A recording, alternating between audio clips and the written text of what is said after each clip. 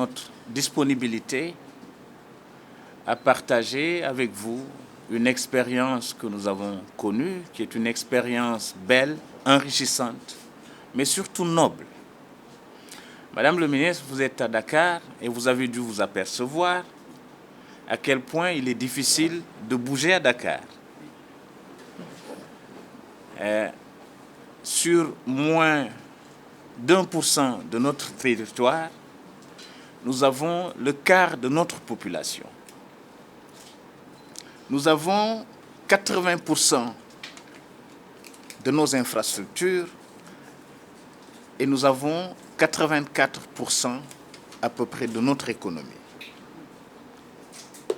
Et quand vous survolez le pays la nuit, vous vous rendez compte que cette zone que je viens de vous décrire est quasiment la seule zone éclairée du pays. Et donc, c'est de cet esprit qu'est né le PUDC en réalité. Corriger des disparités.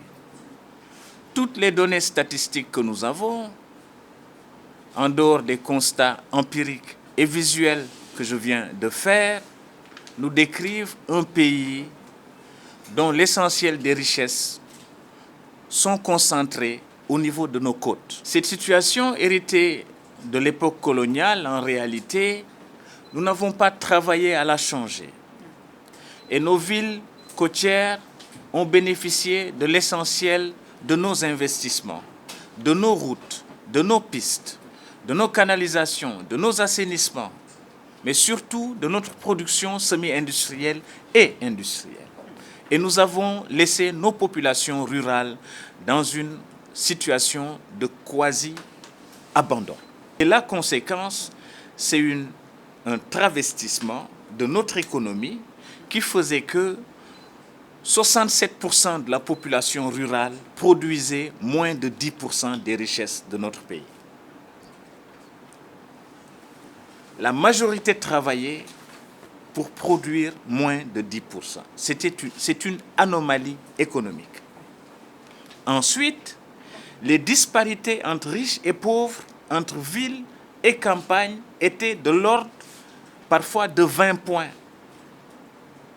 On avait de la pauvreté extrême dans certaines zones du pays, comme l'Est du pays, comme une partie du Sud du pays, comme une partie du Nord du pays. Devons-nous, nous Sénégalais, 14 millions de Sénégalais, vivre dans les villes et laisser les populations de la campagne sans eau potable? Ce que nous avons fait relevait en réalité du rêve. Et naturellement,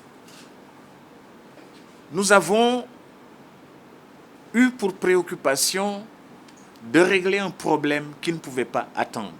Parce que nous ne pouvons pas, nous avons dit, développer nos économies quand on laisse les femmes, 52% de la population, dehors, qui sont obligées de faire 7 km, parfois 10 km, pour aller chercher de l'eau à dos d'âne. Nous ne pouvons pas développer notre pays en laissant 60%, plus de 60% de la population active dans une situation qui parfois ressemble en termes de moyens de travail au Moyen Âge. C'est là d'abord, là où, face à une terre qui reçoit peu d'eau, une terre aride. Et c'est ce que nous avons essayé et que nous essayons de faire, notamment en accompagnant tout ceci d'un système de financement, de formation des femmes, de création de GIE, de groupements, et avec des instruments ici comme le fonds GIP qui nous accompagne, qui est le fonds de garantie des investissements prioritaires, mais qui s'adresse notamment à ces couches de population, sans compter évidemment le ministère de la Femme, avec les institutions de microcrédit mis en place pour accompagner les couches les plus défavorisées.